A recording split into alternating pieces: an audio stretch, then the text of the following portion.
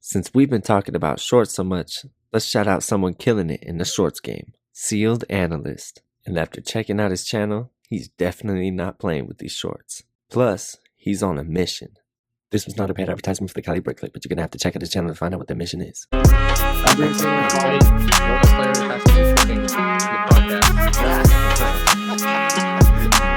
Most times when I do that, she's inefficient for something.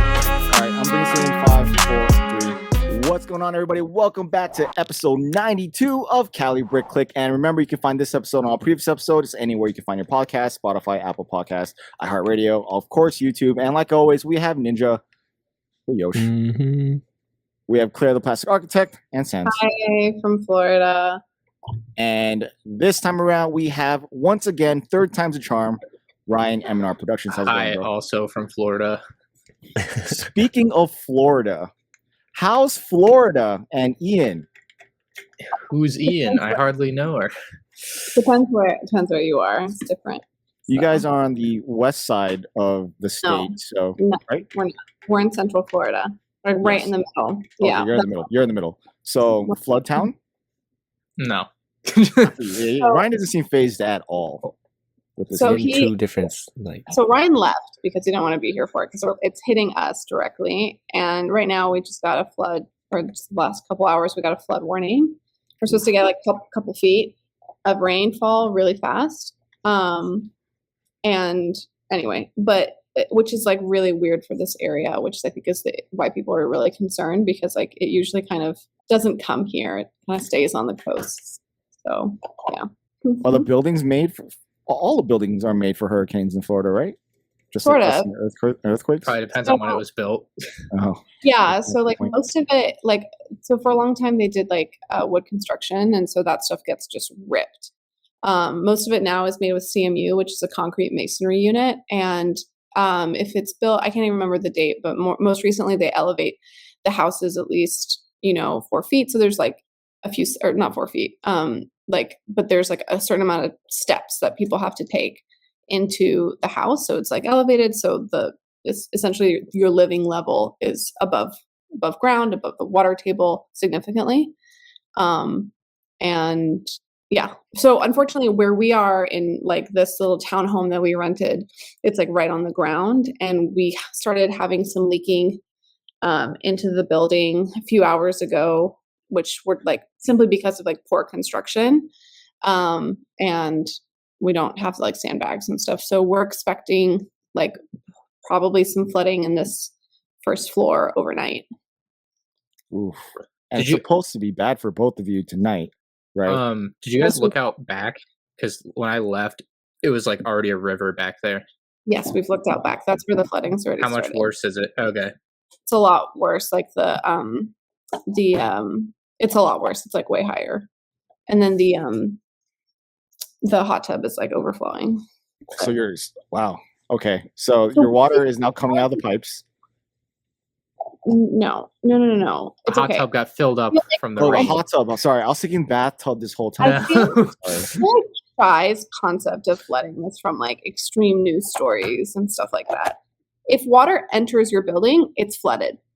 If like, and that's where it is intense damage for the building, regardless if it's like a couple inches of water on your like floor, or if it's like a couple feet. Because if it's a couple inches in this building, that means it's affecting other people in crappier situations that are in like old folks, which is like a big issue here in Florida. And so they'll prioritize all those people, which is totally fine, as they should. And then we'll just be relegated to the top floor for like a week or so, which is fine. And anyway, so I spent the whole day like cooking and prepping all the food that we bought. And then we're going to bring everything, all our stuff upstairs, because like we'll have some time, and then just live upstairs for this is like worst case scenario. It's probably going to be fine, but that's worst case. Wow. Well, I'm sorry, you guys. It's It kinda fine. sucks. I know. It kind of dampers your plans for the purpose of why you're there. Kind of takes away a week, but at least you guys are safe. yeah, I guess that's like the main thing, right? You have all of you together. You have the kitty, and you have somewhere dry to be, and you have power and internet We probably won't For have now. power too for much now. longer. Yeah. Yeah, we're probably not gonna power for much longer. Okay, well then let's make this quick before we lose you. So, Dang. so Cold-blooded. it's been a while since we had Ryan, and the past two we were kind of like really hitting him hard with where he's accomplished in his life. But right now he has a couple things that he is currently brewing, let alone opinions about what YouTube is currently at the moment. Because we've been kind of discussing where content creators have been kind of focusing their attention lately, whether pro or for. So it'll be interesting to see where Ryan falls into that gap. But before we get into that portion of the discussion, Ryan, what have you created like recently, not video? I thought you were gonna do a sponsor segue. Oh, do you want one? No, but you set it up nicely, and it's just disappointing when it's not there. No. Someone sponsor the podcast. It's probably cheap. It's gotta be like, we used to charge $30 for Bricks and Bits, which was probably way less than we should have, but that's what we charged. There you go, right there. No, you did that. It was so we cheap. got like 2,000 views at least per episode. I think more than that, like 10 to 20. So I don't know. It was we charge a very fair price. Yeah, which I miss. Are you gonna ever bring those back out into person or what? Podcast? No. I'm talking about the podcast itself, but those episodes because you hit them. Oh, maybe I'll make them unlisted someday and make a playlist so you could find if you have a link. But I don't know. It's just old Lego news talk. There's not much to it. you had to be there type thing. Yeah, That's pretty fair. much. That's fair. It would have worked just as well as a Twitch stream. Fair enough. All right, so you've made something pretty. You took a step forward towards a business adventure. What is that? I started my own website. It's not the first website I've made. It probably won't be the last, but I finally, over the summer, I basically like had this epiphany, and I'm sure Claire and Sans remember, but I basically like looked around at like all these other custom companies and like businesses that like exist around Lego. And I was like, all of these things exist and seem to do well, and they don't have a big like YouTube channel backing or social media backing. Like some of them do. Some of them have grown from that, right? And like gained it. Like Culinary Customs probably has like a good following on Instagram or whatever, and they're just very well known because they've been around for so long. Like there's just a lot of companies that have kind of sprouted out of nothing and do well. And I was like, well, if they could do it, I should be doing it. Like it feels like I'm leaving a lot on the table to not do it.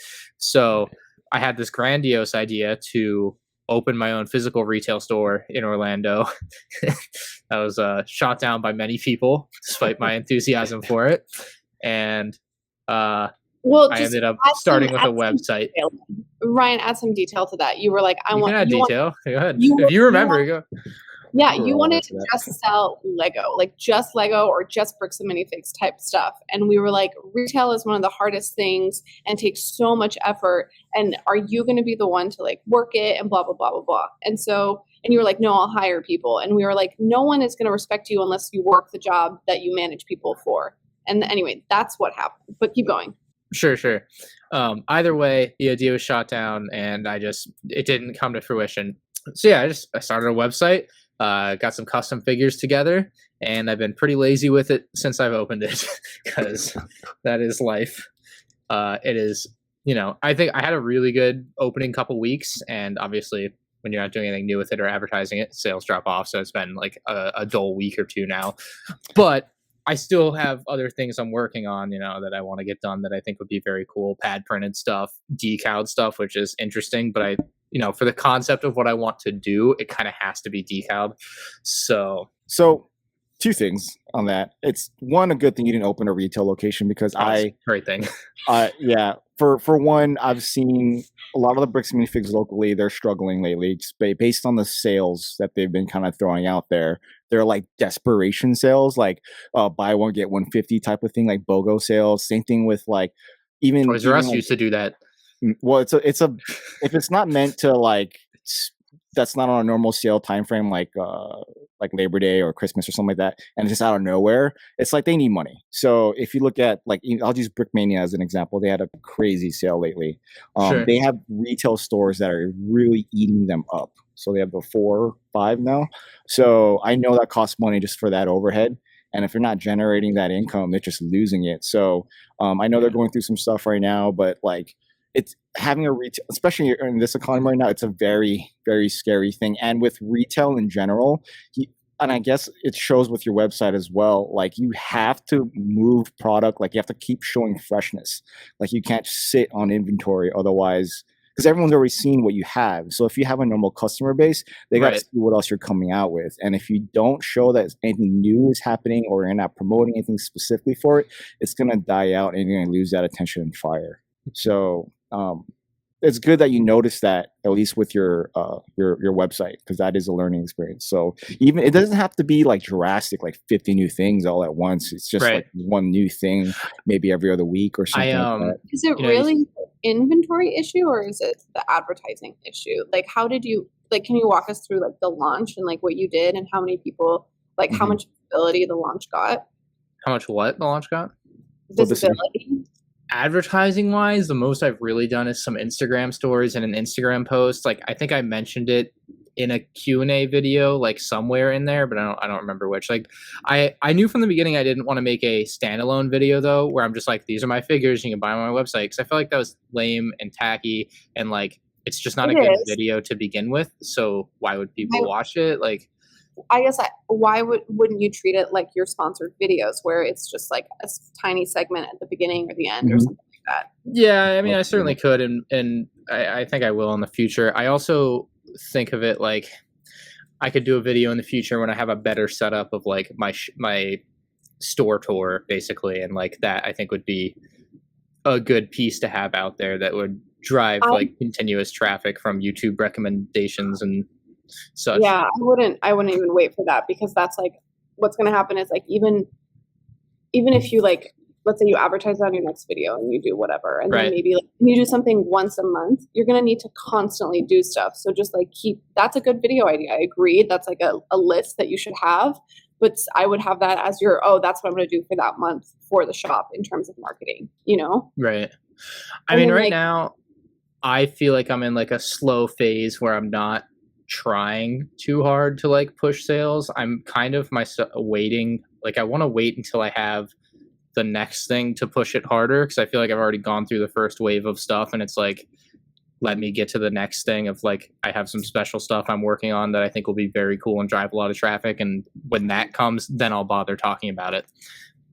So does that mean like you're not proud of what you have, or does it not? Not necessarily. I just feel like I've already kind of put it out there for the first wave of stuff. So why am I going to keep hammering on the same stuff when? Yeah, but you also have I a lot more of people stuff who coming? didn't notice the first time. I was gonna say, does your audience actually know it exists? Like, does your full? I would assume so, but it's. I mean, Okay, so you have 500,000 people who watch your stuff on YouTube.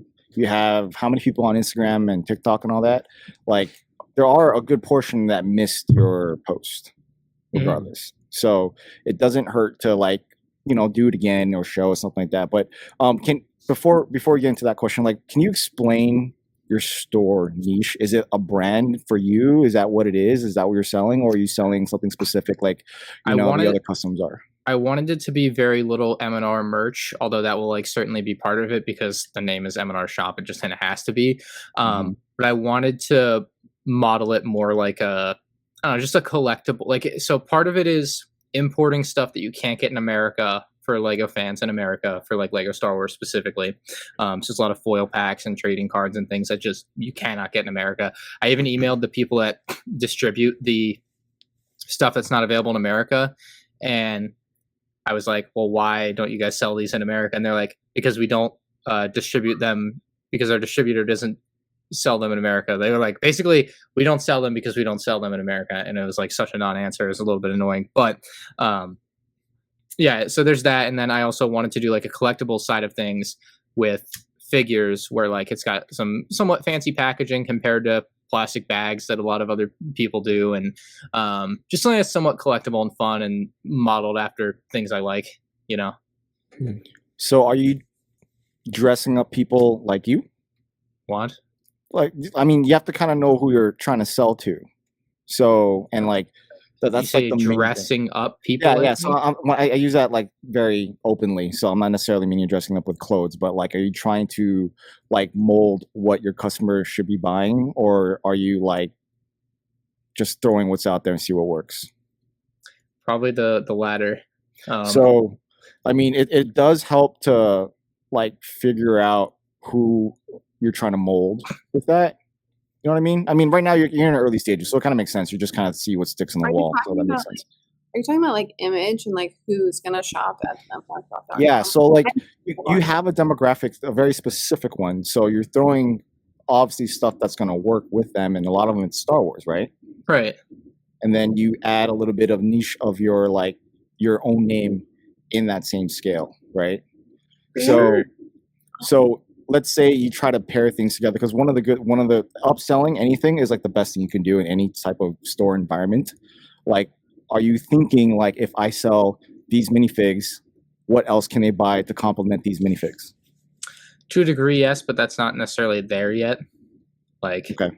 I'm working with some people, and it's just not there yet. It feels like if I had spent like 6 more months on it, I'd have the like perfect image of what I want it to be. But like, I'd rather launch first because I had spent so much money on it already. I was like, yeah, we'll just do this now and then keep working at it, chipping away at what I want it to be. Like, as far as what's there, like they're like custom weapons and stuff just aren't even there. You know, like that should be there, but it's not. I don't even have any clone troopers yet, which I think will be the biggest thing. Like, that's not there. Mm-hmm. So you're still at the beginning phase then? Yeah. There's It's still still time. early. Yeah. Makes I sense. opened like a month ago, so it's like it's absolutely like first month of business. Like, Yeah, but nothing. it is good to kind of take note of like a demographic that you're trying to dress up, like literally, like clothes and stuff. So like if you look at Brickmania, for example, they will sell a set with minifigs, not that you can buy with the set that comes into it, but in adjacent to it. So you'd want to fill it up like a minifig that goes with this tank, but you can't buy with a tank. Or like if you look at Citizen Brick, a lot of the things they have for accessories, they'll like throw out that would work well with the minifigures they're throwing up. Like they're throwing out musicians, so they're making guitars as accessories, Gotcha. like stuff like that. That way it's like, oh, I'm gonna buy this minifigure. Oh, this will work really well. Let me add this accessory to it.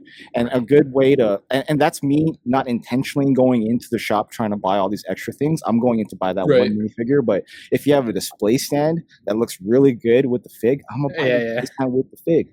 You know what I mean? Or like, let's say like you're trying to put a minifigure in a pocket of your t-shirt or something like that. I'm gonna buy the t-shirt with the minifigure, like, you know, that type of thing. Like that, if you think like that, that will really, really help just move through your stuff. Like if everything's kind of all over the place, and to an extent that can be okay, but like it's confusing. You know what I mean? Right. Like, do you want to look like a Walmart or do you want to look like a catered store? You know what I mean? Are you giving him feedback without directly giving it to him? Are you okay? Well, why? So why didn't you do it?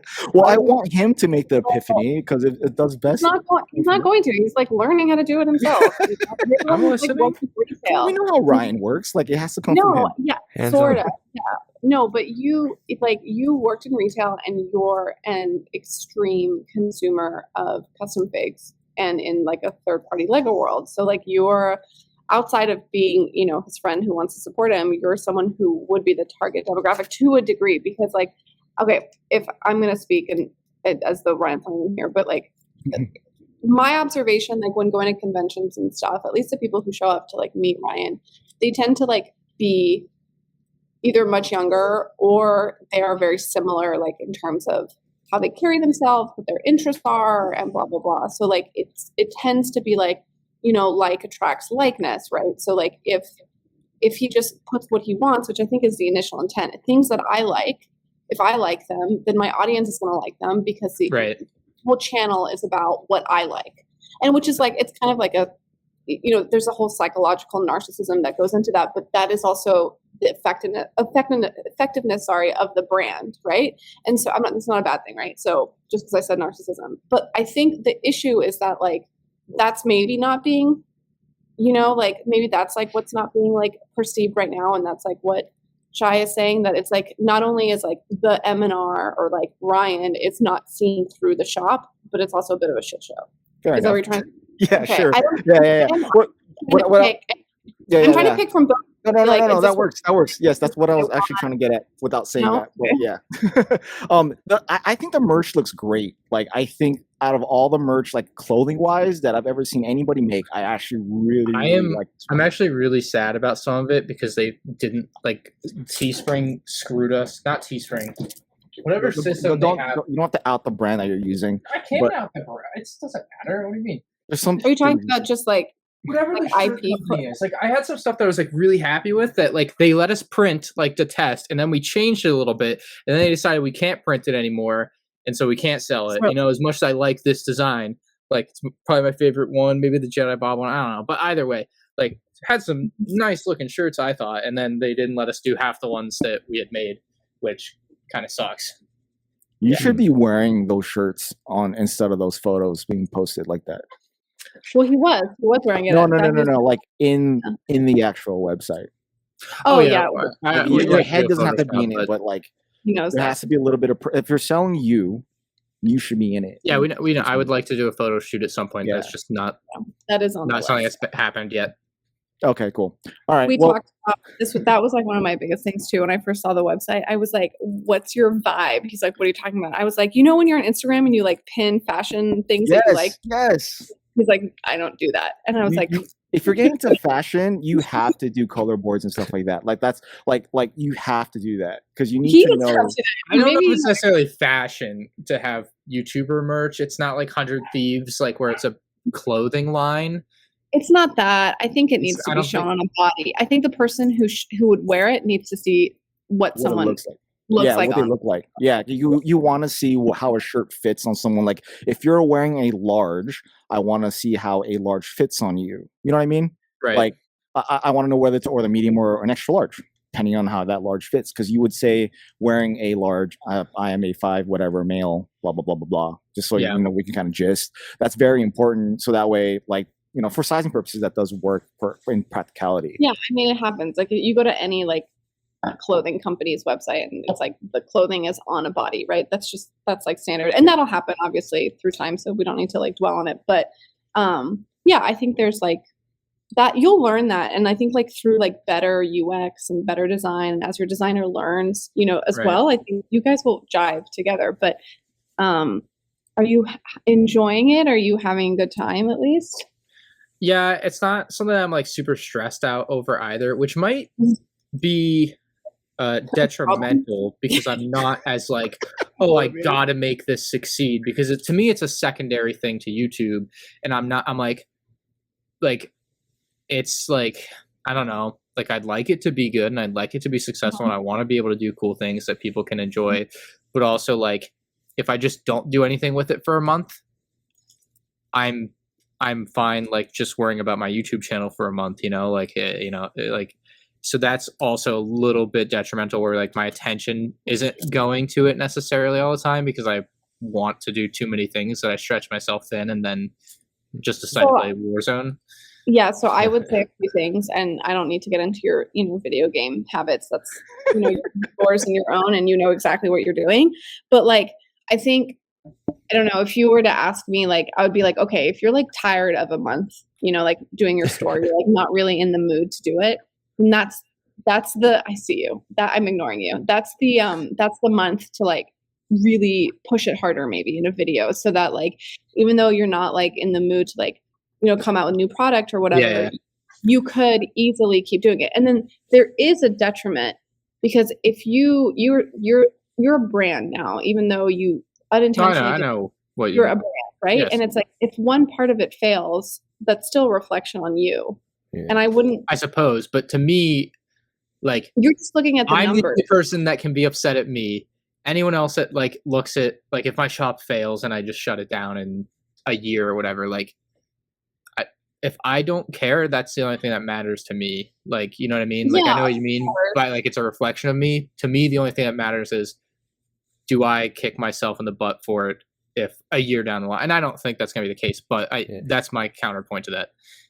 I think it also matters that it's not all riding on this. No, working, yeah, that's my point. It's like that's a detriment to it too, because like I said, it doesn't make it doesn't light a fire under me to like every day I would absolutely totally change your attitude. I think I know it's the wrong. I'm well aware.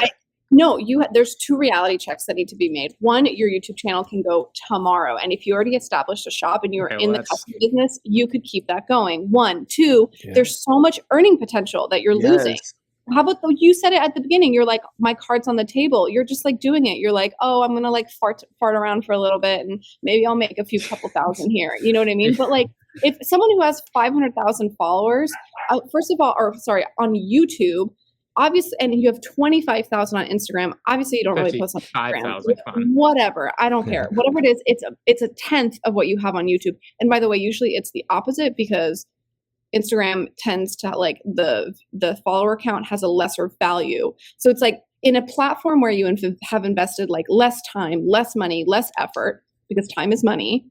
That's where you're choosing to advertise. Like why shoot yourself in the foot? And if it's because you don't like your website, if it's because you were like, oh, I'm not 100% there yet, and we're going to do like a soft opening, that's fine.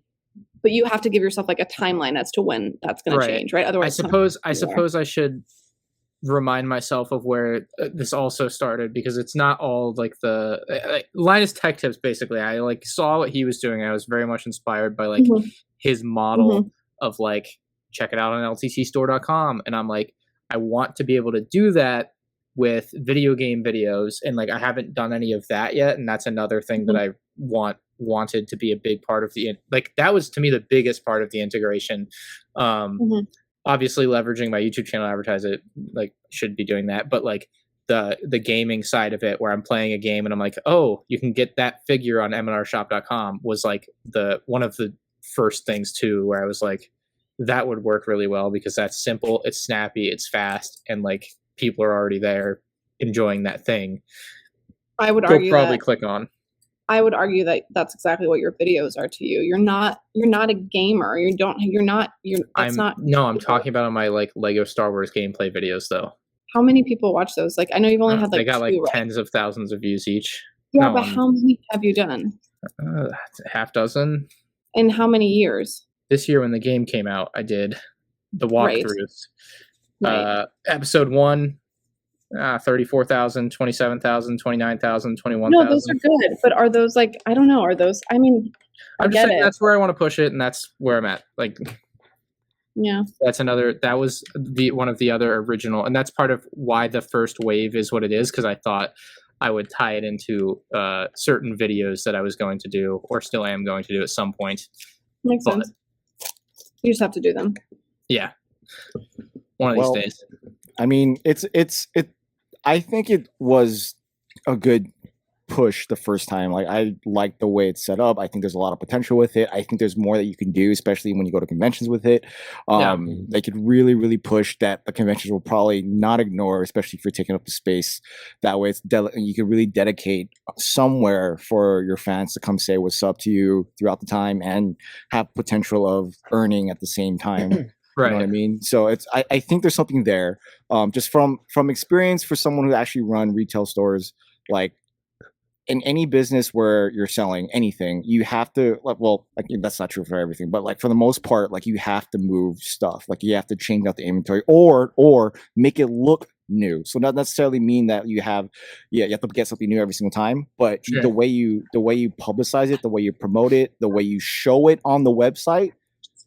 Freshness. There has to be fresh all the time. Yeah, it has to be different. Slap a limited edition on it. Boom. Like, you know what I mean? Like, really, one thing that I've seen a lot of the custom companies do is like, if you get misprints, like they jumble it up and have like a special day. Like, like Brick has like CB Day, and then like, K-Town does a tournament thing, and then Brickmania does the Lando's Randos, blah, blah, blah, blah. So like thinking of a way to not lose the stuff that you have that you can still sell is, I think, very, very, very important. But before we like just stay here in this topic the entire time, we've already kind of just touched on this. But Ryan was like, how could we talk about the store the entire time? Yeah, right. We do it. We could. We're in a good chunk of it already. But we've already kind of talked about diversifying, and you're one of the first people within this entire YouTube space that has sponsored content. Okay. Sponsored content in the Lego space was like very rare before this year, and it has become much less rare, which is good because everyone's making more money. Yeah. But there was also this thing for a while, and it's part of the problem with that it's what Lego gets away with their ambassador program basically.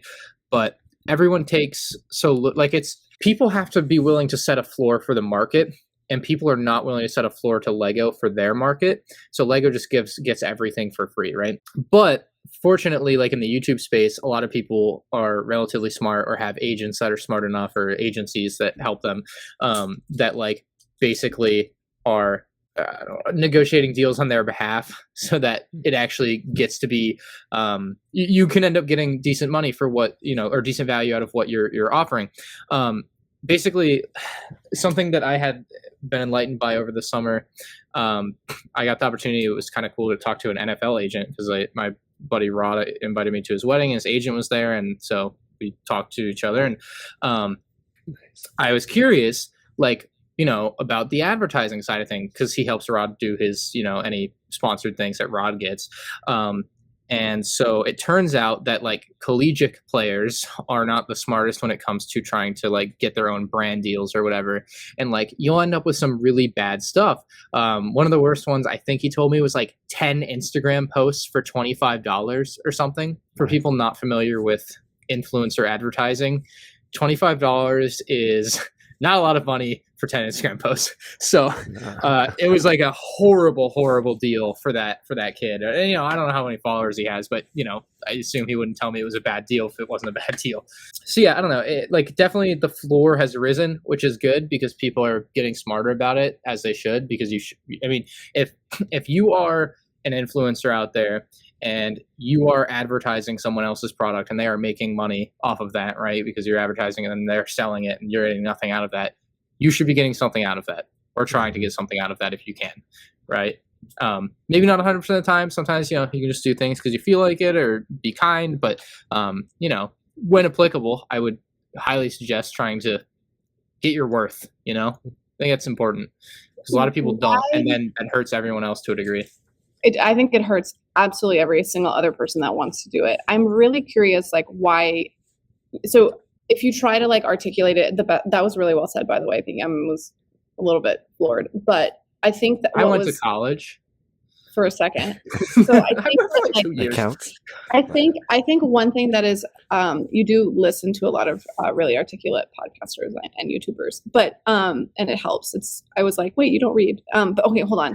There is one thing that I think is really key, right?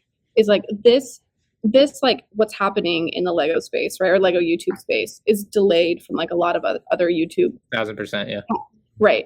And I would guarantee that you would direct that blame onto the monopoly that the company has over the space, which is their fault and not their fault, that monopoly, right? Because it is a single product. They've created a good product, therefore people like it, therefore people only want to do it. And they've created like a whole purism side of it, which we can get into that in a second. But I think that like, do you think it has to do only with the brand? Because I think it's a big part of it, but I think another really big part of it is the demographic for a really long time who was on the space. It was like a bunch of, like, think about when you started.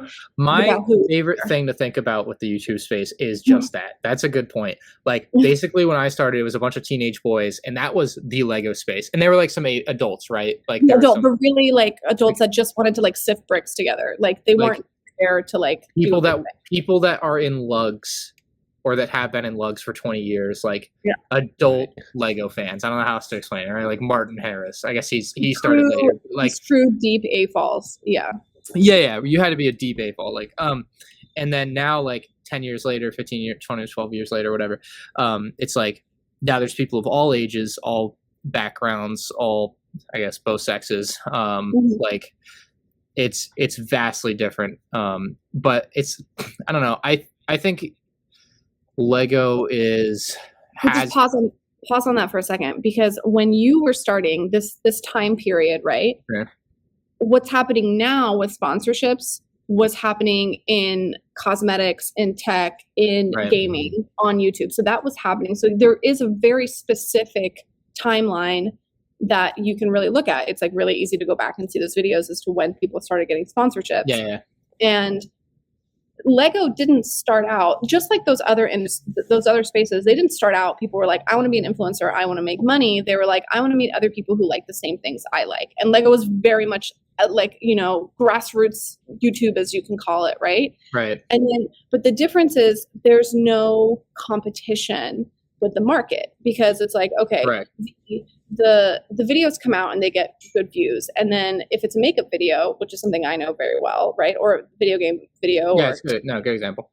Those markets are inherently diversified just on their own, right? Granted, there's big heads like Estee Lauder and whatever that own, majorities of it, but they're still competing brands.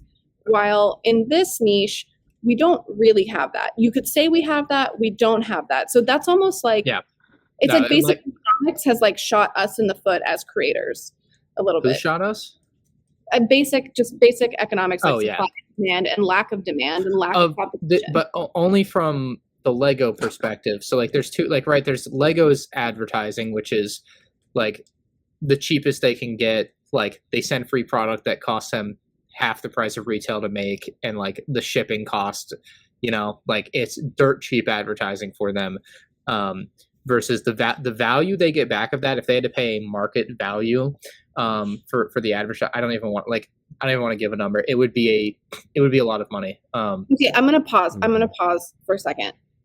So Lego, I'm gonna play devil's advocate here for just a hot second. So Lego spends a lot of money on TV advertisements. Right. So their own self-created, produced videos that are significantly more expensive than paying a YouTuber. Well, they don't pay YouTubers. It's free. No. Even if they were as competitive as other markets. So, hold on, you're not listening to me. You're focusing on your one thing that's personal to you. The issue is that the reason people love YouTube marketing, right? This is people in general. The reason people like it is, even though you can get millions of views on a video, not you specifically, but even though someone can get tens of millions of views, paying them to advertise their product is still less than doing a product for TV. Still, even at the point, right? Because they create the ad, they make they do the whole thing. Like they create the ad, they send it to you. You just say, yeah, that's good. Like you don't have to have a team of people making it. There's so many less people that are part of it. There's so many less overhead, right? There's it's so much cheaper. So I guess for you, I would say that for you to say that LAN is their cheapest way to get advertising is almost unfair, because I think they're willing to spend the money if they see the value. But I think for them, for them personally, it doesn't align with what they want. I think if they wanted to do it, they would do it. They would spend the money if they wanted to do it. They clearly spend a ton of money left and right. I know they made $1 billion last quarter or month or half year or whatever it is, year over year. I don't know what they just released their numbers today. It was like $1 billion profit. It was ridiculous. Of course they have the money, because I'm saying in the Lego space, if they were to pay everyone what it's worth, I would guess that they are currently sending free things to and not paying any money to. I don't know, maybe a $10 million a year investment. It's a lot of money to me and you, but it's not a lot of money to them. But it's a lot of money, $10 million. You might be oh my God, but for what the Lego space brings them, I think divvying up a $10 million pool would across probably be about fair value, maybe less than 10 million a little bit, but I don't know, some amount of money that's a lot, but not maybe 5 million. I don't know, somewhere in that range. It's hard to. Mm-hmm. Well, I think maybe think about it from percentages, right? If 100% of their marketing budget existed, right? Or obviously it does. There's maybe if 20% of it went to YouTube and 80% of it went to their other stuff, maybe because right now it feels like it's 1% to 90%. They also pay money to have ads run on YouTube. God knows, because they pay. There's a lot of them running. I don't know how much they're spending there. It's got to be a lot, right? That's a whole nother thing. But that makes sense to me. That truly does make sense to me. Yeah, they shouldn't. But LAN is their cheapest way of advertising by a mile, because it costs them 3 employees and the cost of producing a product, right? That is. I know you said it's unfair to them, but it just literally is their cheapest advertising, because it's no money outside of paying a few employees. It's low effort for them. No, low like effort and cheap. Yeah. I've never argued with you that it's like high effort or not. It's not. It's just the fact that like it's not. I don't think it's I don't know. Maybe it is. It doesn't seem like it's a monetary decision. Is my whole point. You know what I mean? Like it doesn't seem like it's They like could afford it, but yeah. Yeah, that's kind of my point. Is like they could afford it, so like why don't they But want to do it? That means it's got to be like a is, bigger reason. Why would they pay if people will take it for free? Right. That's why, because people will take it for free. What do you? I mean, like that to me, that's simple. Like if people are going to do it for free, then why would you pay them? I mean, there are a lot of people there. Like, I want to get on land just for the free Lego. No, Yeah, totally. no, people have such a blinding love for the brand and company that they will absolutely always do it for free. I mean, I agree with you because like it just there's more obviously like this is like directly affects you and stuff, but there's a lot of examples of this socioeconomically, right? And in work environments and politics where it's like if you stop accepting status quo, or accepting status quo is more detrimental, right? So it's like if you accept being treated, poorly in a work environment, whatever that work environment is, or then like standards don't change, which is like the platform for a lot of movements, to be honest, like free speech, women's rights, like a lot of these things are stemmed in the fact that like we refuse to be treated poorly. Therefore, like for there to be a change, we all have to make a change. Yeah, I think a lot of people take way less than they're worth, and that's going to happen. I mean, you can't always get maximum value of your position or whatever, and sometimes you just kind of have to based on the other economic forces at hand, and that would be in this case the fact that there are hundreds of people that will line up happily to take your spot of free Lego sets because it will give you channel growth that you wouldn't get otherwise, and it's free Lego sets that are otherwise expensive, especially for small channels, to be able to afford to run their channel. Like I've been there. I've spent every penny I had on the UCS Millennium Falcon in 2017. I like that one. It would have been nice to get it for free, but I, like literally every penny, and it's like shit, Yeah. Well, they're handing stuff out like candy now. I've personally like seen what social media like can pay before Lego. Like I do have like working in the fashion area. Like I've seen what people will pay someone to do something on Instagram or make a YouTube video years ago. Like one of my friends, like she has like a $3 million house because of makeup. And that's a bigger industry and it's much older. But I've always wondered why Lego doesn't have it, and I really didn't care. And I didn't really put that into my thought until you started doing it yourself. Almost a year ago now? Yeah, so Lego will probably never have to pay people to advertise their stuff like that because they'll do it for free, like I said. But the other thing is until this is changing, until their competitors start paying people in the Lego space, Lego definitely won't care. So with that being said, I know a lot of other people that do content have been getting all this stuff on like in their emails from other companies to show off this, show off that, sending sets for free. I know Claire was supposed to do one a long time ago. That never really came out, did it? But what was that? What was it called? I have it. It's still coming. Work in progress. It will be uploaded one day. Either way, there are a lot of those that are. I know Brikx has done some Kata stuff. Same thing with Jane. So there are.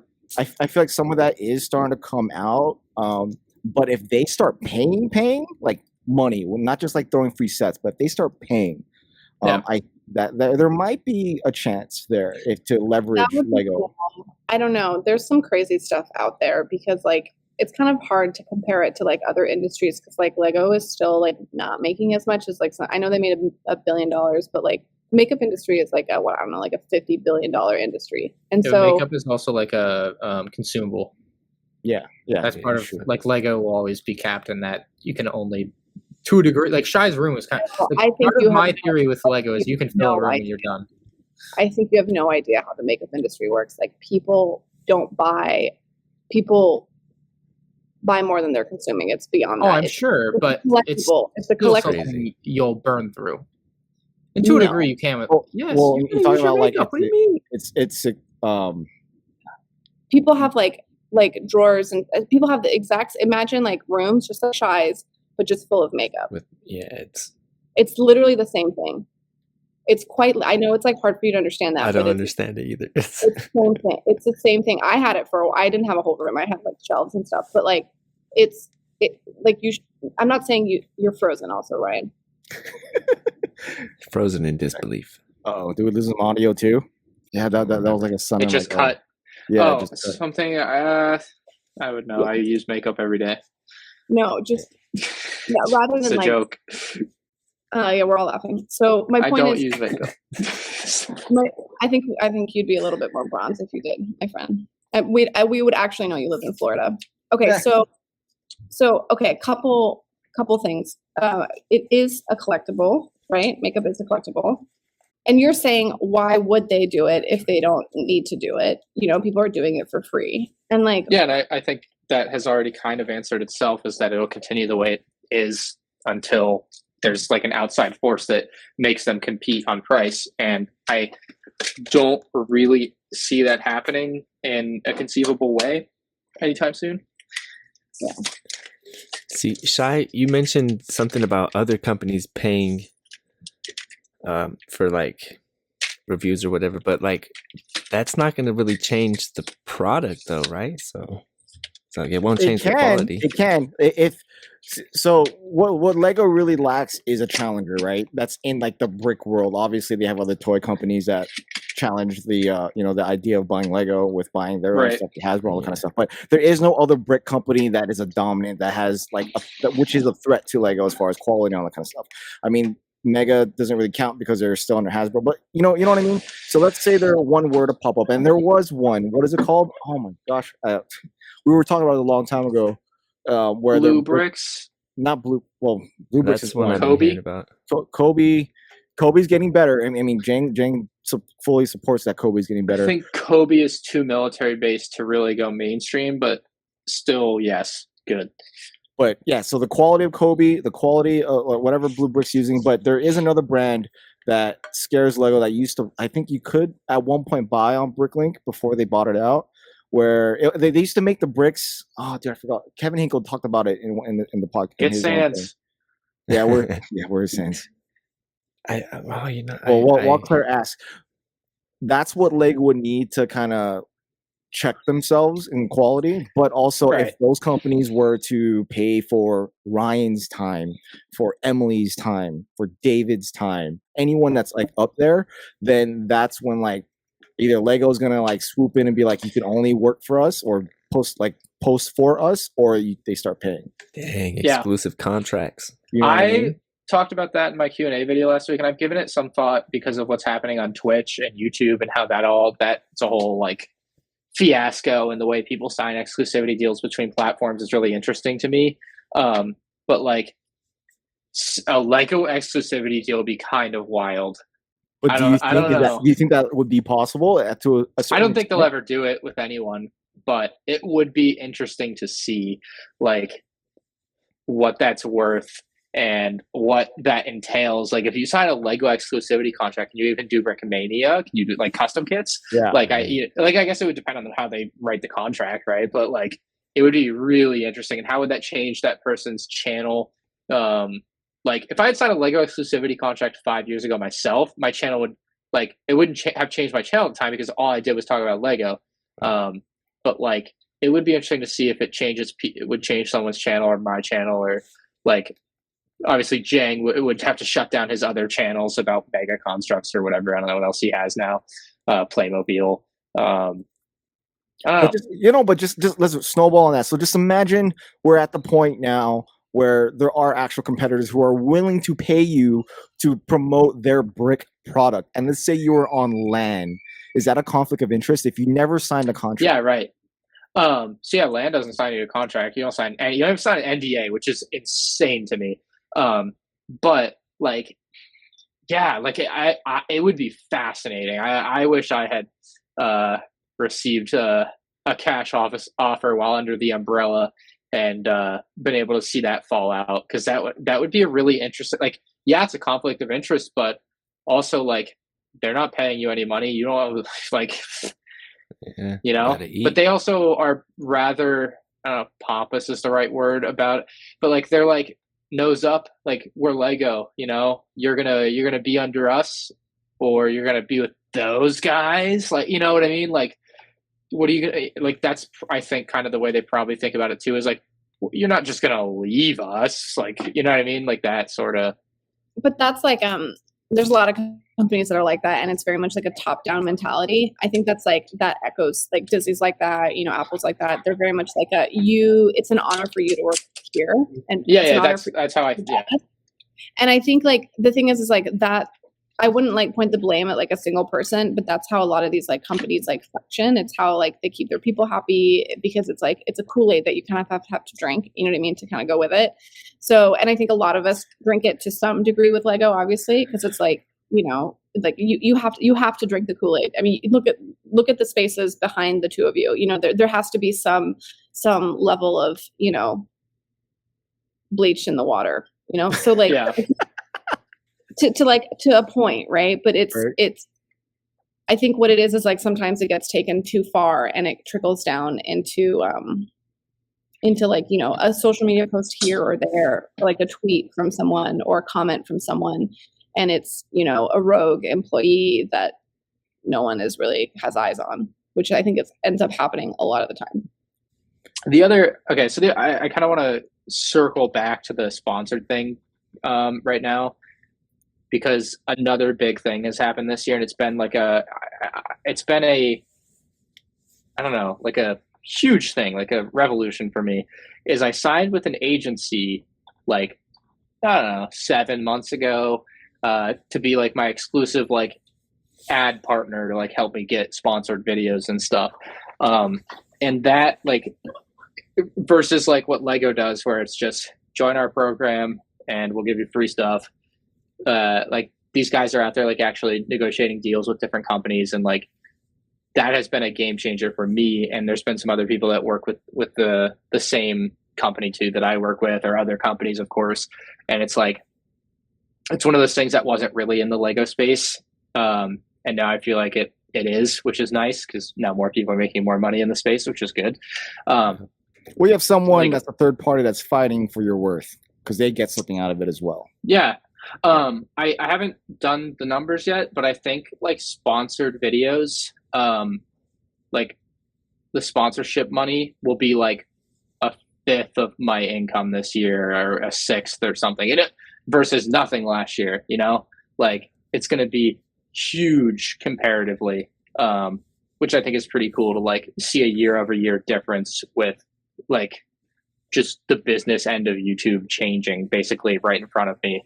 Like I've been very fortunate with like to have it. Basically, it's like literally fallen in my lap with Algebra Media, is the company I signed with, and the people I work with there are great. And it's like literally fell in my lap, and like couldn't be happier. Like I don't even remember. Like I must have just picked a random, because I get tons of spam emails from all sorts of different, you know, we want to do this ad for this game or this thing, and you know, here, email us back. And it's there's just a ton. I think I got lucky and picked a good one that I was like interested in. I was like, oh, I like that one, whatever. I can't even remember what the first one was, but I was like, I like that one. And then like, it just worked. So that's a whole thing that like, if you're a bigger creator, I don't, you know, maybe like once you get to 10,000 subs, try to find something like that, or 20,000. So you got to be a reasonable size to like have advertisers want to do sponsored videos with you. And, you know, but like once you're there, it's like 1,000% worth at least looking into if it's something that you want to make your career, because it can be a big portion of your income. Surprisingly so to me. I've been shocked like how much it can be. But I've also seen like people, like I've watched videos. Some girl does real estate videos or something. I can't remember, but she was basically like, yeah, in November I made $40,000 on sponsored videos, or $45,000. It was some ridiculous number, and I was like, hello. Take advantage of that. Yeah, but real estate videos make a lot of views. I don't remember if it was real estate or not, but whatever it was. Yes, real estate does do very well on YouTube for CPMs, but point remains either way. It was good. Them and finance, right? They're the two bigs. Finance, yeah. It's going to be interesting to see where that dynamic shifts, because if a lot of the big Lego YouTubers are now depending, or at least have to depend on a portion of that for income, how Lego responds to that. Because what if like you start showing stuff that Lego in itself doesn't agree with in their values? What do you know mean? what I mean? Here's Obviously, you're my, gonna try to align that, but like there could be something out there that might they might not be comfortable with. Like, you know what I mean? So if especially those who are in LAN, it's going to be interesting to watch this happen, especially when more Right. people get sponsored by things that are nothing to do with Lego. You know what I mean? Yeah. It's not going to be the same, I think, in the next couple of years. We've already seen YouTube change drastically just in 2 years. Ryan, you've been around for a very, very long time. So you've seen the Lego space evolve, but not only YouTube, but not only Lego YouTube, but YouTube in general. So relevancy and like kind of trying to change and diversify and your not only your portfolio, but like your content. We've kind of discussed a lot of that already within the past couple episodes with, guests who really specialize in some of those areas. Where do you fall like in that spectrum with where YouTube and any other social platform is moving towards? Feel like I'm not like obviously Brikx I like him. He's like, don't want to do shorts, don't want anything to do with it, kinda. That's kind of the vibe I get, right? Just wants to make YouTube videos and talk about what he wants to talk about, and that's very respectable. But from my perspective, like as like, this is my full-time gig, and like I kind of have to go with whatever the flow is. As much as I kind of am in Brixar's corner in the fact, or Jabba's corner in the fact that like I would rather just make some long YouTube videos and talk about whatever it is. But like to a degree, a lot of people are being forced into the shorts world, or they're not being forced into it because obviously no one's gonna, gun to the head, forceful, you gotta make some shorts today. They're being drawn into it, I think is a better way to look at it, because I see a lot of Lego channels specifically, obviously channels in other spaces are going to be doing the same thing, but Lego podcasts, so Lego stuff. Lego channels like look at it and they'll see like people getting a lot of subscribers from it, and they'll be like, yeah, I'm making shorts now, or I'm making TikToks now, and they'll gain lots of subscribers very fast. And that's just kind of what's happening. And like, because of the subscriber inflation that you can get from it, it draws a lot of people in. YouTube says that down the line, it is actually going to, or is supposed to help bump your longer form content, and that it's supposed to basically be married and work together, and like, one thing helps the other, right? What I see right now is not that, where a lot of people are making, and it might also be the fact that it's just a bad strategy for the people that are doing it, where they're making short form content that is this way, right? And they make a long video and it's way over there, nothing like the other video. And so it does it because there's no connection. The people that subscribe for this are not interested in that, and so they're not watching it. And so their channel, like, while they're getting the adrenaline rush of new subscribers, and like getting excited about that, and all the views that shorts get, which are shorts views, so they're worth way less. But a big number on your screen makes you feel good. I know that. They're going to keep doing it. It's going to keep being a bigger thing because of that, and people seem to like watching them, or maybe not necessarily people like watching shorts for whatever reason, because I don't think I like watching shorts or TikToks or whatever, Instagram reels. I think I get sucked into watching them by accident. That's what I think. Well, before you How dive did I into get that yeah, exactly. Every time. Before you get into that, so just a second ago we were talking about sponsored content. Now, a lot of people who make TikToks, who really make money on TikTok, are sponsored content. So yeah, if you can prove to a person who wants you to advertise on YouTube, even if it's on YouTube and all your views are just strictly on shorts, couldn't you weigh or leverage that to them sponsoring a short video and make a good amount of money for that short video instead of you could. Yeah, you could. I don't see why not. I don't know what short or TikTok advertising is worth necessarily, because that's not something that I do. But I do know that, like, yeah, it's got to be a thing, and it's got to be worth something. It just, the view, like, it's not something I know the calculations of, and I don't feel like the Lego space is big enough, or at least people doing shorts in the Lego space are big enough right now that would be a thing. But I don't know. It's also harder to sponsor like a short content thing unless you're like sending out like a thing to, like, if Fantasy wanted me to make a short of this, right? Like, and that was the content, then yeah, that makes sense. But otherwise, like, if I'm like 30 seconds into a 40-second short, And then I'm Yeah, like, they'll sponsor a video. this short Like, is sponsored by Panacea. It'd be weird for like a cutaway sponsor like that in a video in a short to me. well, I mean, I usually see a short lot of sponsors are like for the whole thing. I feel like, at least on TikTok, it's been a while.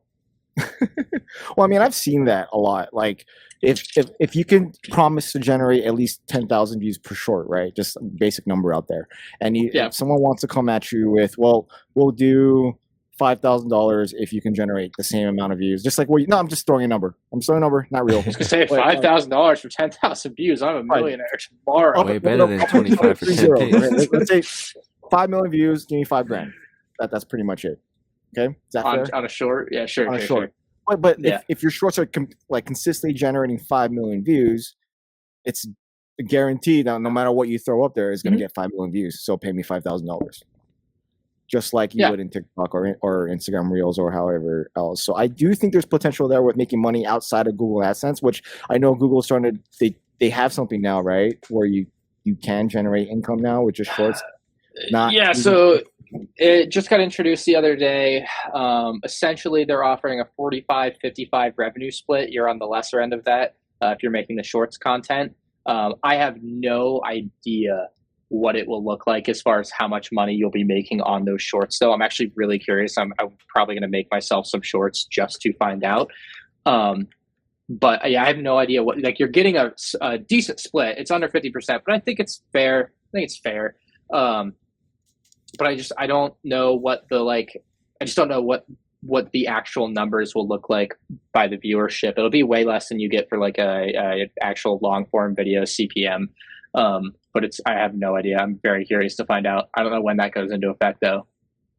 Yeah, I'm not sure either. I just know that like everyone in every platform and every genre is doing it now. Like even the motorcycle world, which are very behind as far as like content, they're doing shorts. There are shows that I watch that are like pretty much gangster looking dudes making shorts, and it's really funny.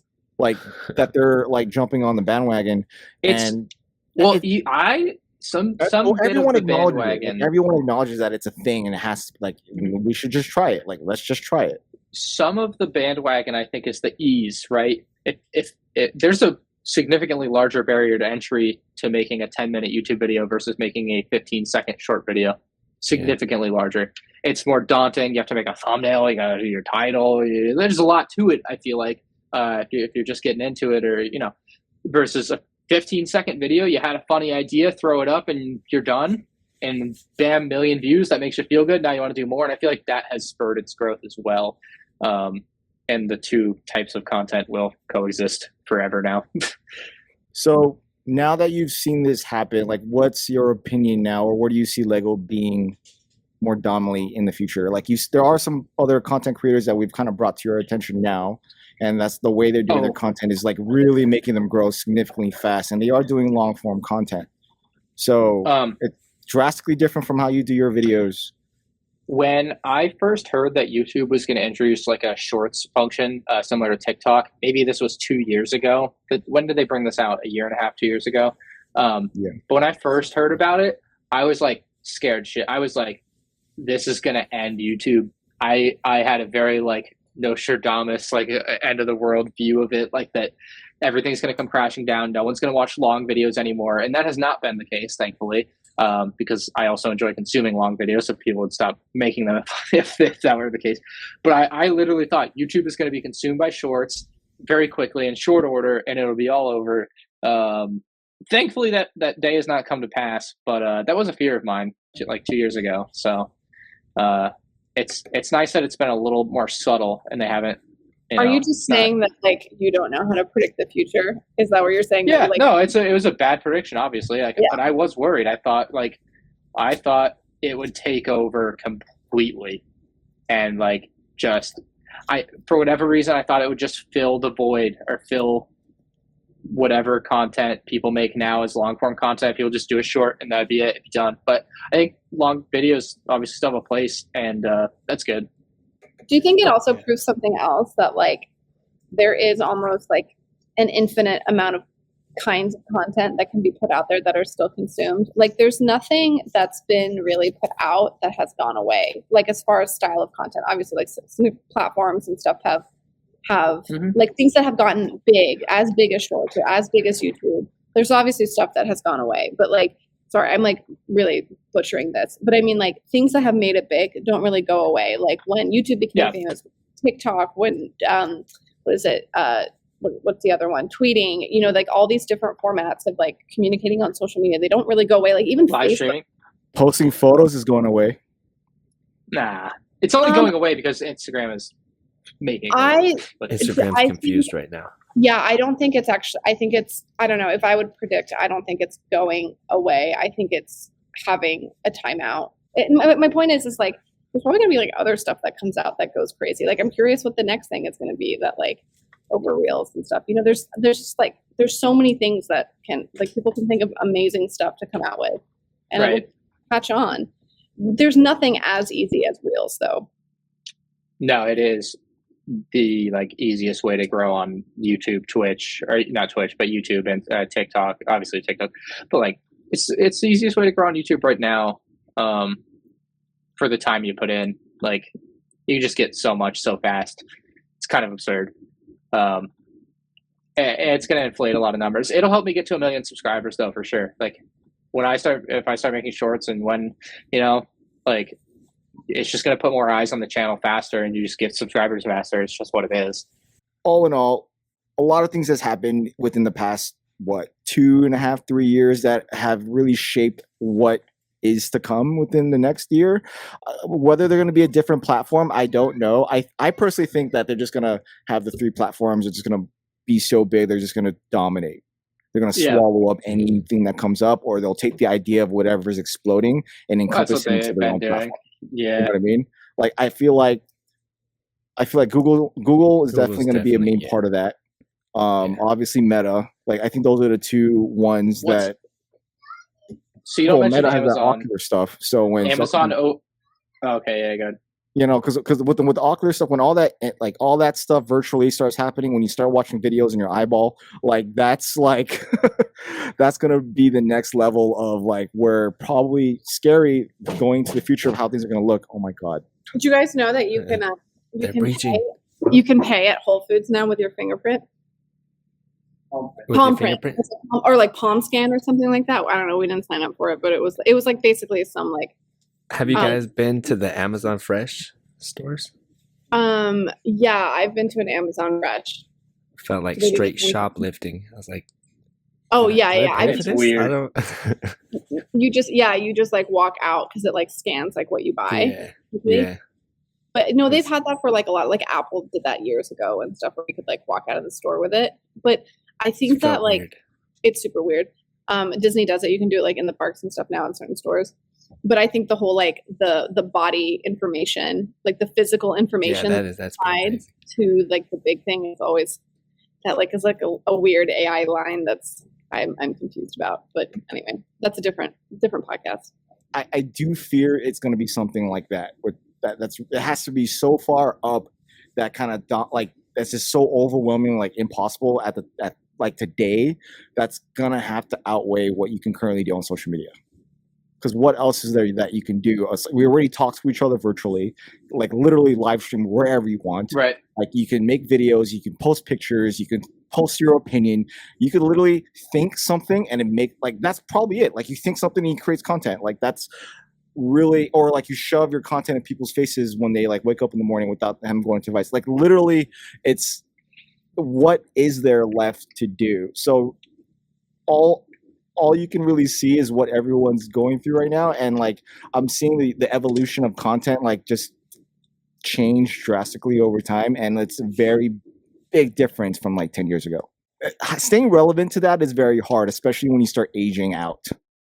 Yeah, my thing that I've noticed, like a lot of the bigger channels, and there are some that still run solo, but a lot of bigger channels like Linus Tech Tips or MKBHD or there's just a lot of channels that become like you get an office space, and this is what I'm hoping to do, and like you end up with it just becomes more than just what you to like YouTube being one person, and Mr. Beast, like obviously a great example with 100 employees or whatever, like you just end up with a lot going on to be one of the more successful people in a space, because it's to a degree an arms race of like who can make good content faster to get eyeballs, and like, you know, that's ultimately just how you're going to grow on YouTube or sustain yourself. Yeah, because if you're not posting content, your viewers are watching somebody else.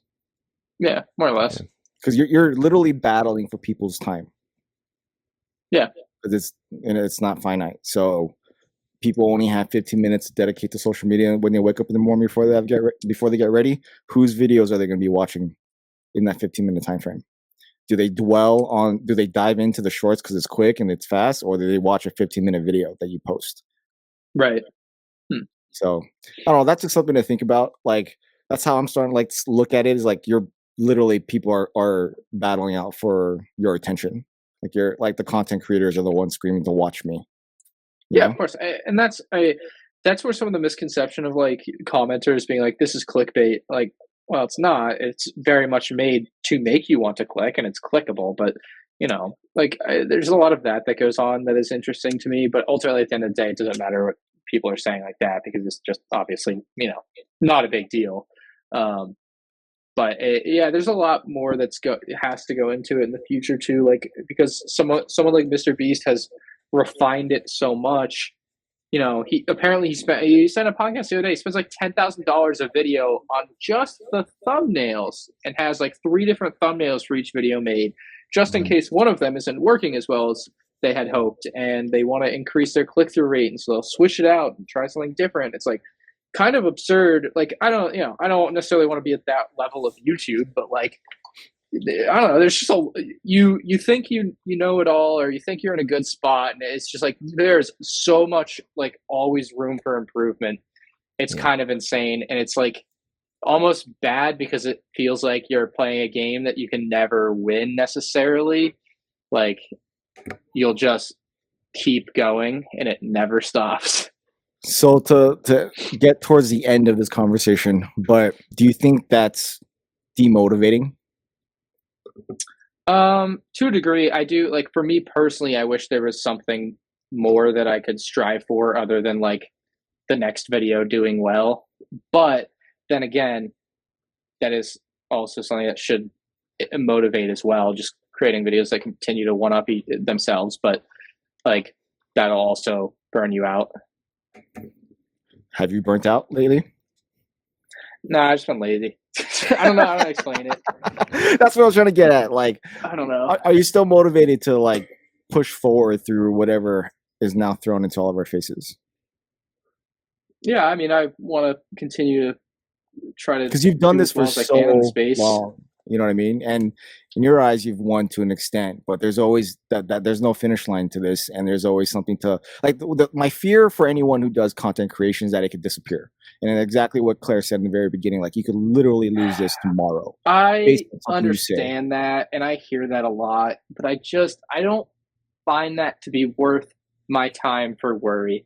I know there's like a handful of examples of big channels that have gone down over the years, or things have happened, but for the most part, 99.99% of people are going to be more than fine. And like, I don't choose to live my life worrying about if YouTube is going to shut down tomorrow, which it's not, or if my channel is going to get shut down tomorrow, which I don't think it's that's probably not. Or I don't think that's if my views are going to fall off a cliff. Yeah, like, it's not even that. If it happens, it happens. Good. It's not if it happens, it happens. That's like not really. I mean, I'm not saying you should like sit in panic or whatever, but it's almost like, this is going to sound so cheesy, but there's like a sense of gratitude that seems like lacking. It's like not being aware of the platform that you've literally fallen on your face into. You know, you started doing YouTube videos on stuff you liked, and you got better at it just from practice, and you kept doing it, and you got an audience, and you responded to that audience, and then you kicked it into high gear for certain chunks of time to like do more of that same content, right? So now you have this platform, and now you have this thing, and it's like, it does seem like there's some kind, and I'm telling you, this is like your friend who knows you pretty well. There's like some kind of like cognitive dissonance. Like it's like you're not even aware of what it is that you have to a degree. Like, because you're not, at least you're not behaving like you're aware of it.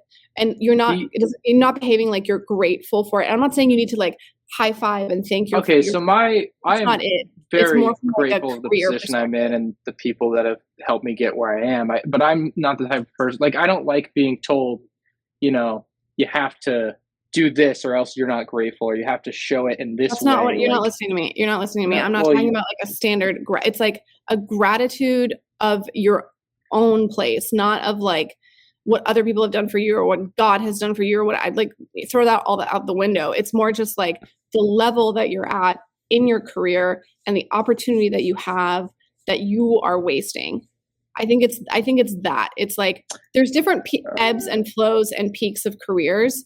And it's almost like if I could make it really simple for you, maybe this will make sense. Imagine the stock market crashes and imagine you had visibility that, and like, Facebook is at $10. Imagine you had some, or whatever, imagine you had some kind of visibility or like whatever.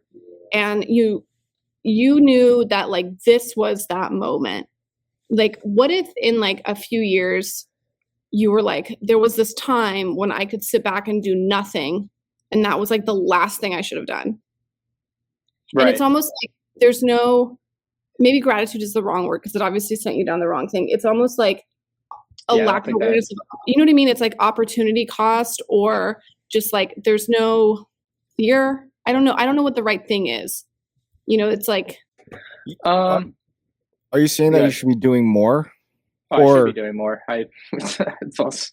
When you have a platform, you should be doing as much as you can to profit from it in every way whatsoever. It within your capacity of not ruining your life, obviously, and like, right? No, I mean, isn't that like fundamental? No, I agree. I agree. That's part of what makes YouTube great is you can literally drown yourself in it. Like there are times of my life that I have done that, and to me it's a little bit weird. Like when I was in school, I uploaded daily for like a year at a point, and to be fair to myself, the videos I make now take longer than the videos I made then. So to me, it makes sense that I don't upload daily anymore. Although it's still a standard I like look at, and I'm like, why am I not doing this? I should be able to do this, but I can't. But it's like, I would make more videos when I had actual commitments for the day versus now. It's this really weird, like maybe I've lost some of my like fire to like push harder because I feel like I've made it, which it's an interesting perspective because like when you're on the lower end of the pole for YouTube in your space or whatever, like you see where you can be and you want to grow into that. And like now maybe I am on the other side of the mountain for myself where I'm like, yeah, I'm happy with where I am, but I'm not necessarily because I want to grow more. Yeah. No, I know. It's not like I do want to do more, but I'm just like kind of working through it, like where I was and, uploading daily and like, this is good. And it's still great, but like, it's also, I don't know how to think about it or explain it. There's this dude that I watched on, I think it's on the Business Insider channel. They have like their own separate like thing. Where they find millennials, I forget what it's called, like millennial income or something like that. Millennial money. Yeah, there you go, something like that. Where they find people who like find income in other ways, but they make a ton. And there's this one dude, I don't know if you saw it, but it's some guy who he has some sort of profession. I forgot what it was, maybe a lawyer or something. But he does like he does guitars at weddings. Yeah, and gets paid a ton. Like he didn't know his worth in the very beginning. He just did it for like $100 for one wedding, maybe up it a little bit at a second wedding, sure. and then he spoke to like some other person who like a violinist or a harpist who like charged like $1,000, and he's like, oh, I could probably do that. Let's test it out. Charge $1,000, and then they took it, and then and then he just started upping the price point, and people still kept hiring him for it. So that's wild. He eventually got to the point where he made enough money throughout the year where he only had to work 22 gigs throughout that entire year, 22 Sundays or 22 Saturdays, whatever, 22 times, and then not work at his firm or whatever his profession was, and then take a good chunk of that money, put it in real estate, where that real estate now continues to grow to a point where now that is sustaining his life, to where going back to just playing guitar, which is his true passion, is fun again. Right. Yeah. You know what I mean? Like YouTube in itself is that. Like your fire is there from when the very beginning until a certain point where you're just worrying about just being your status quo of yourself. But I think that's like a really niche example. I think the important thing to take out of that is not the 22 days a year. It's like and I think people are going to skip over the fact that he probably worked his ass off for so many years, and the raw talent that he probably has as a performer. I think that's not even discussed there. He's got to have something to provide. There's like a service that's being paid for, right? And then like to have, I think like the passive income thing is like a totally separate conversation, right? They're like people having multiple streams of income is like something that needs to happen, right? So like for just savvy investment diversity. But I think beyond that, like totally beyond that, you have a guy who worked his ass off, had something of value, could step back and then step back in. But the difference is, Ryan, your life is just starting, right? No, yeah. And your expenses are only going to go up, right? As you know. And so, and your desires to spend money are going to go up, right? And you want that freedom. And you're always going to want that freedom. You're always going to want more. And it's just like, why not use this time as efficiently as possible? And what it sounds like, totally simply, is that you just need more structure in your life. That is a great idea. Just for great. Honestly, it's probably it, because when I did have the structure, I was much better about it. It's the lack of structure is bad. I can't. Very detrimental. I can't do lack of structure. Like I literally would fizzle and like tornado into like an anxiety bomb. Like I tried it the last couple of years. It was an absolute disaster. And granted, I'm somebody who's like worked for a significant portion of time, not like my whole life. Right. I've worked for a chunk of time, and I've gone through institutions that should theoretically teach you how to give yourself structure. They absolutely don't do that. Like it depends on the personality type. For some people, they come out of it, they're like, oh, I absolutely know how to wake up in the morning and go to the gym every day at 6 a.m. I only know how to do that if I'm also going to work, if I'm going out at night, if I'm working on a YouTube channel, if I'm also working on my stickers and I'm dating somebody. It's like I have to do it all or nothing. And there are people like that. And it's almost like you have to maybe like crank it up to closer towards all than nothing for yourself to do that. Maybe. I don't know. You decide, but then where do you get the structure? It's easier said than done. Like, how do you create structure for yourself when you don't have a 9-to-5 job, Did we lose him again? Yeah. I love this screenshot. There he is. He's good. I see him. He's moving. I'm back. Now I can hear. I couldn't hear anything. Okay. So I think what we're trying to get at is between what Claire said with turning it up a notch and me trying to motivate you with that story is like we think at least I'm speaking for myself, but like we want you to follow through with your plans, instead of just playing video games all day. You know what I mean? Like you have a platform, you have an audience, you're succeeding in it. We're seeing other YouTubers in the space start to grow drastically doing long form content. You are going to have to worry about the next person taking up the time, because there will be people gunning for you. So as of right now, you know what I mean? Like right now, you're currently in a good position to like move forward and not have to worry about the next person. You know? Maybe steer yourself, like get a mortgage that's really outside of your comfort zone, just to steer out of yourself. That is actually something that I had thought of a couple of years ago. I made less money a couple of years ago, but it was like it was this idea that I had seen. I don't know if it was in a podcast or YouTube video or something, but essentially like, or maybe honestly it was probably a Reddit post on like whatever. But like it was like essentially like I got a mortgage and it like put the fear of God into me, because now I have to pay for this. Like now I have something that if I don't actually do shit this month and make enough money to pay for it, I will lose it. And like, I will feel it. Yeah. I really made this person know that they have to do something. Because right now, I frankly could do nothing for a couple of years and be fine. That is not a great idea. And like after a couple of years, I'd be right back at square one, which is not where you want to be, right? Like you want to set yourself up for life, and I would not be set for life.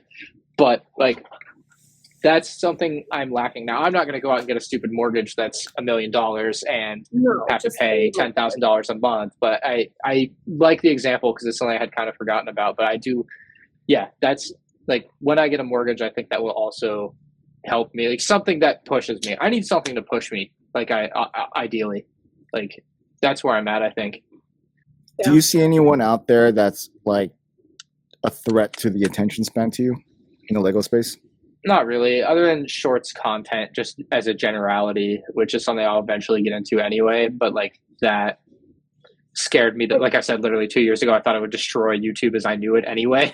So that to me is still my biggest fear to a degree. I'm just saying that because for a while you had a thing against what's his name? I'm not going to say his name, but like that was a motivating to get to 500,000. Right before he did, or to pass him completely every single time. Like just having someone out there to like compete against, you know what I mean, as a tangible. I suppose. Not necessarily mean that you need to. I think it was like someone specifically.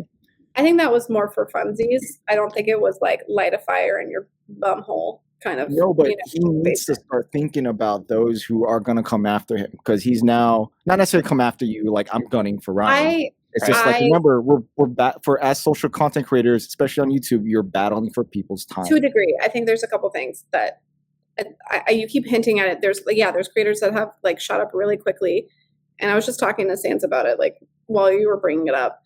I don't think it's really in the same league as Ryan. Ryan is a slow growth content creator that has a community that's dedicated to him. I don't think he's talking about like TD Brikx or whatever. No, No, I'm talking about that crew because they are predominantly dominating. Well, I mean, they're also like because they're a lot more mainstream.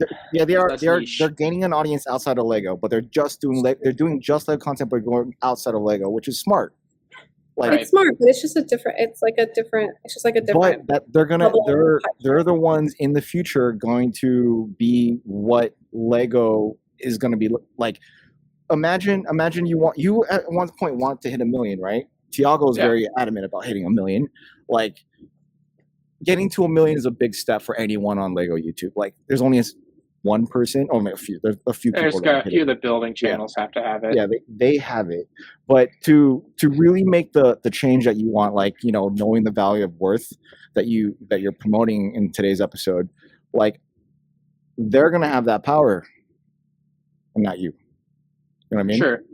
So because they're smart, they're taking a different tactic to it. So at a certain point, it's going to be like, hey, do you know who M&R is? And they're going to be like, I don't know who that is. I think there's a lot of. I think you can also argue that bother me. They have a lot more volatility with their channel as well. Like they're more likely to like just not be recommended anymore, right? Because they don't have an audience that's like attached to their personality, right? In the same way. No, I agree with that. So they're doing great, and I think they should exist, and they're doing great things for the Lego space because it's like cool that these Lego videos can do what they can do. I don't think of it as something that competes with what I do. I don't think so either. Yeah.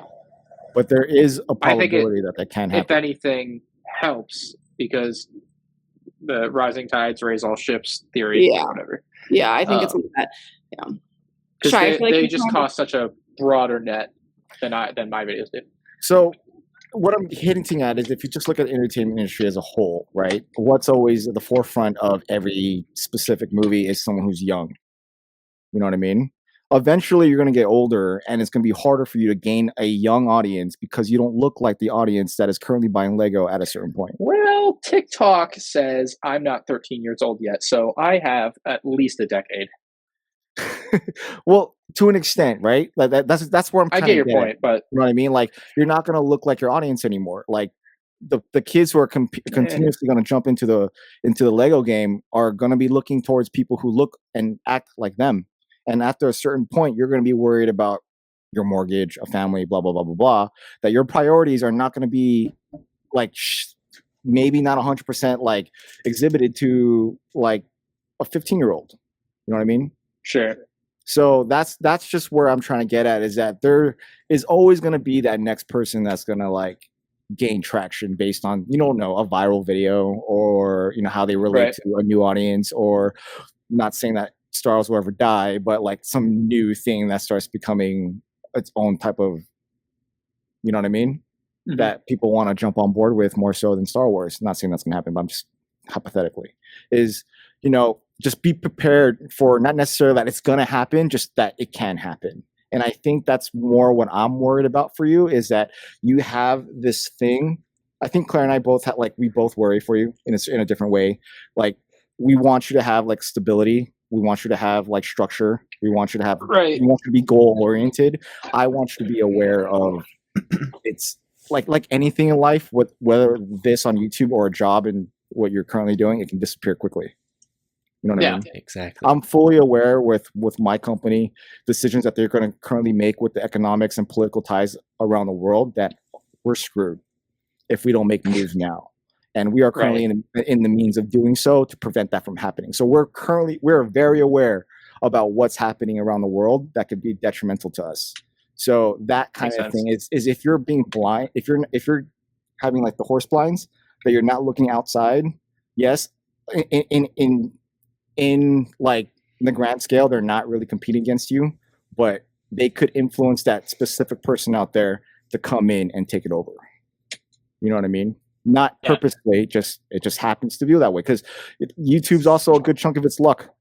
You know what I mean? So Right. that's all I'm saying, is that just don't ignore that. And hopefully I'm more set on the motivational part of this conversation, as you can Yeah. tell. And then Claire Yeah, wants you to turn it up a notch. No, I agree. I should be doing more. Got to do more. I don't have much else. I don't know. I'm upset with him right now because he left us to drown here in Kissimmee. That's fine.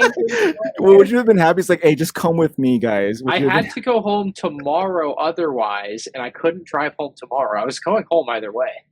Tomorrow's going to be much worse weather. I would have had a tough time driving us tomorrow. especially in the Mustang. Should have got a truck. Yeah, exactly. Maybe a 4Runner. All right. Well, I think we've once again counseled Ryan for the third episode.